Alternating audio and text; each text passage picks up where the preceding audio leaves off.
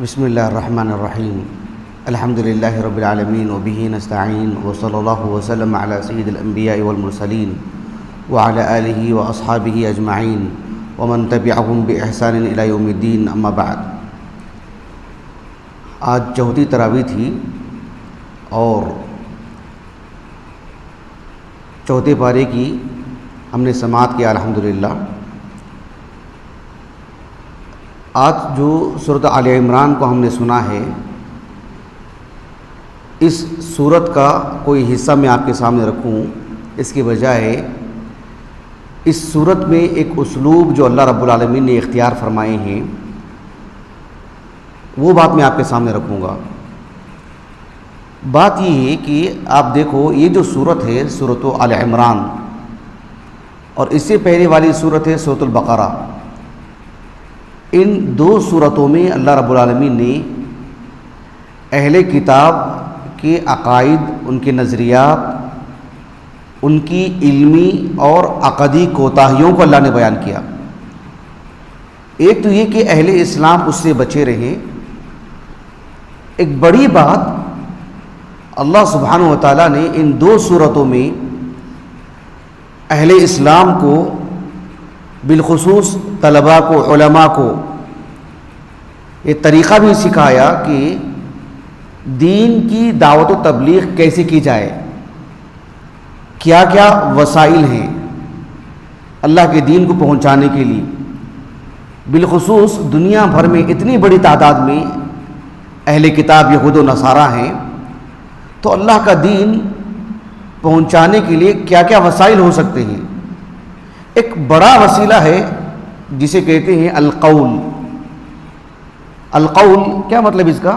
یعنی گفتگو، بات چیت، کسی کو مطمئن کرنا، دلائل بھی مضبوط ہو، گفتگو کا طرز بھی ٹھیک ہو، دونوں چیزیں۔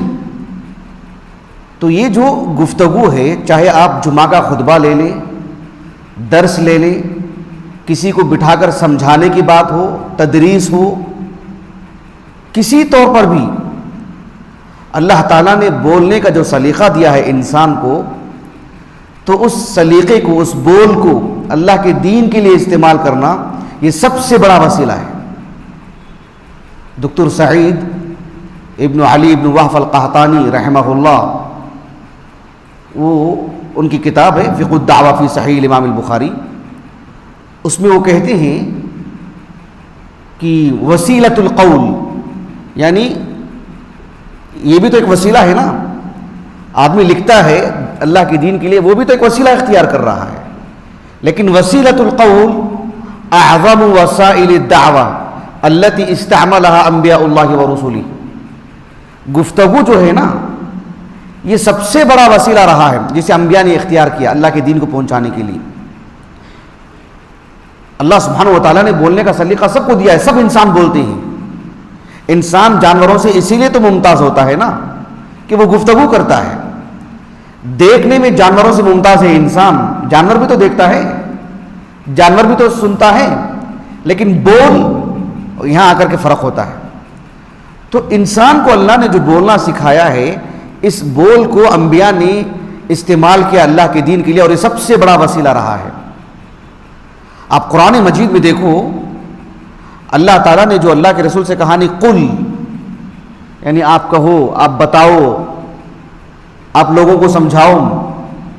آپ مصحف میں دیکھو، قرآن میں تقریباً 300 مقامات پر قرآن مجید میں قل کہا اللہ نے، یعنی اللہ کے رسول سے کہا کہ آپ بتائیے، آپ بولیے، یعنی یہ سب سے بڑا وسیلہ ہے دعوت و تبلیغ کا۔ اگر آپ اس کے اشتقاقات، اس کے تصریفات دیکھیں گے تو 300 سے زائد۔ المعجم المفارس لالفاظ القرآن الکریم، دکتور فؤاد عبد الباقی رحمہ اللہ کی، آپ اس میں دیکھ سکتے ہیں، یعنی کئی مرتبہ۔ خود آپ سورۃ آل عمران میں دیکھو، 20 مقامات کے قریب۔ کل کی تراویح اور آج کی تراویح اگر آپ سامنے رکھیں، آپ دیکھو اللہ رب العالمین نے کیا فرمایا سورۃ آل عمران کے شروع میں، قل للذین کفروا ستغلبون وتحشرون قل اؤنبئکم بخیر من ذالکم، قل اللہم مالک الملک قل ان تخفوا ما فی صدورکم او تبدوه یعلمہ اللہ قل ان کنتم تحبون اللہ فاتبعونی قل اطیعوا اللہ والرسول فإن تولوا فإن اللہ لا يحب الكافرین قل یا اہل الکتاب تعالوا الى کلمۃ سواء بیننا وبینکم قل ان الہدی ھدی اللہ قل ان الفضل بید اللہ یؤتیہ من یشاء قل آمنا باللہ وما انزل علینا وما انزل علی ابراہیم. یہ تو تقریباً خود 10 آیتیں ہو گئی جو ہم نے کل کی تراویح میں سنا. اور آج جو لن تنالوا میں جو اللہ رب العالمین نے آل عمران کا دوسرا جو حصہ ہے, اللہ نے کیا فرمایا؟ قل فأتوا بالتوراۃ فاتلوها ان کنتم صادقین قل صدق اللہ قل یا اہل الکتاب لم تکفرون بآیات اللہ قل یا اہل الکتاب لم تصدون عن سبیل اللہ قل ان الامر کلہ للہ. کتنے مقامات پر قل موتوا بغیظکم قل قد جاءکم رسل من قبلی, تقریباً 20 مقامات پر اللہ تعالیٰ نے اللہ کے رسول سے کہا کہ قل یعنی آپ کہیے, آپ سمجھائیے, آپ بات کیجیے. یہ بہت بڑا وسیلہ ہے, اس کو ایک طالب علم کو سمجھنے کی ضرورت ہے. اس لیے کہ اجتماعی طور پر ہو یا انفرادی طور پر ہو, آدمی گفتگو کے ذریعے سے اللہ کی دین کو بتا سکتا ہے, سمجھا سکتا ہے. آپ ذرا اس کی اہمیت معلوم کیجیے کہ گفتگو کی کتنی اہمیت ہوتی ہے اور طرز خطاب کو سیکھنا کتنا اہم ہوتا ہے. میں یہ نہیں کہتا کہ ایک مقرر بن جائیں.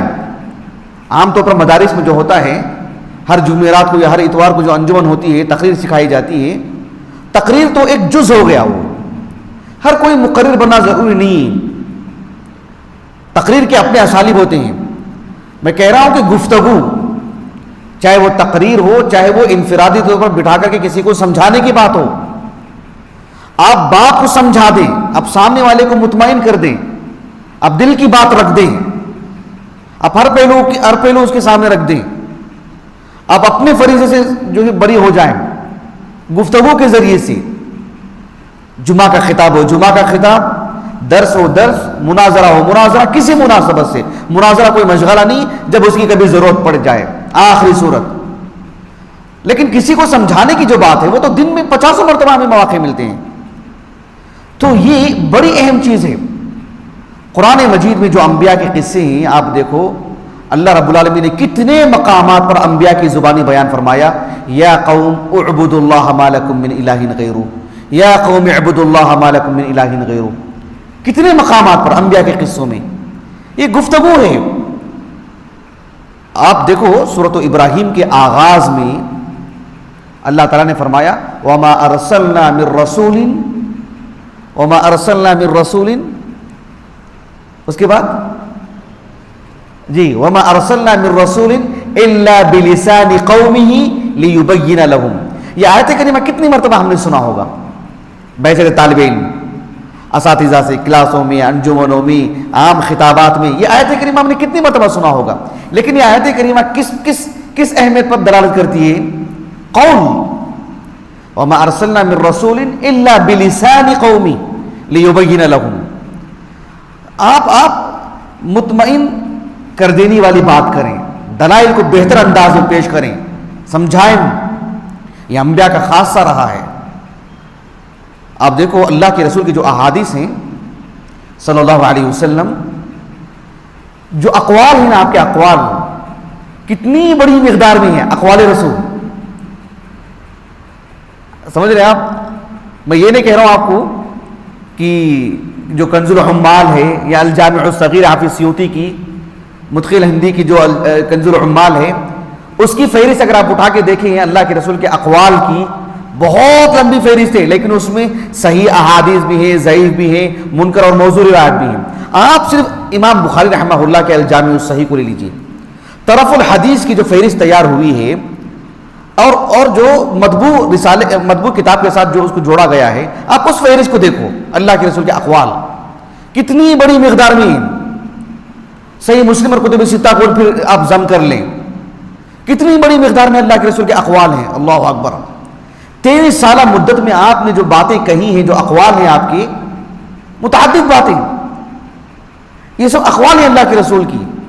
یہ قول جو دعوت تبلیغ کا حصہ ہے, اسی سے جڑی ہوئی چیزیں ہیں. آخری ایک بات بتا دیتا ہوں آپ کو، قول جو دعوت و تبلیغ میں کتنی مؤثر چیز ہے، اللہ نے اسے کتنی اہمیت دی ہے اس کو. ایک آیت کریمہ ہے سورۃ النحل کی، اللہ تعالیٰ نے فرمایا وَضَرَبَ اللَّهُ مَثَلَ الرَّجُلَيْنِ أَحَدُهُمَا أَبْكَمُ لَا يَقْدِرُ عَلَى شَيْءٍ وَهُوَ كَلٌّ عَلَى مَوْلَاهُ أَيْنَمَا يُوَجِّهُهُ لَا يَأْتِي بِخَيْرٍ هَلْ يَسْتَوِي هُوَ وَمَن يَأْمُرُ بِالْعَدْلِ وَهُوَ عَلَى صِرَاطٍ مُسْتَقِيمٍ. اللہ رب العالمین نے کہا کہ دو آدمی کو اللہ نے مثال دی. ایک وہ شخص ہے جو گونگا ہے. گونگے سے آپ کیا کام کروائیں گے؟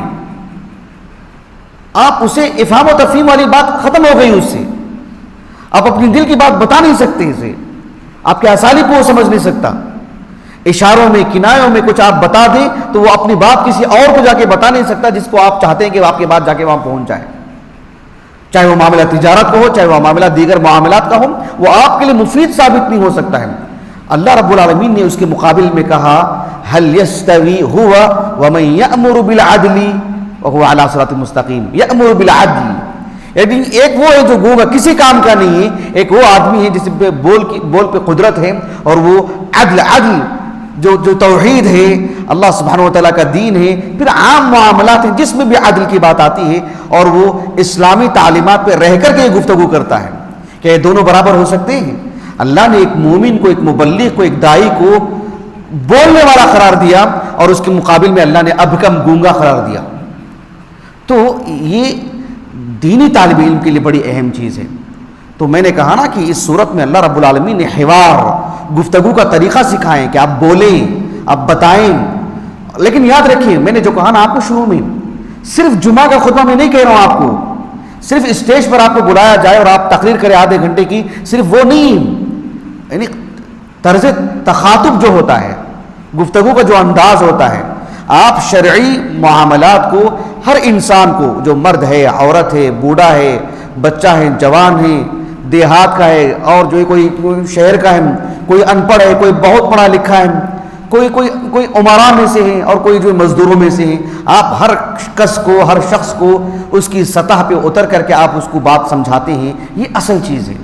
یہ دعوت و تبلیغ کا سب سے عظیم وسیلہ ہے. اللہ تعالی ہمیں اسے اختیار کرنے اور اللہ کے دین کے لیے خرچ کرنے کے اللہ ہمیں توفیق عطا فرمائے. سبحانک اللہم و بحمدک، اشہد ان لا الہ الا انت، استغفرک و اتوب الیک.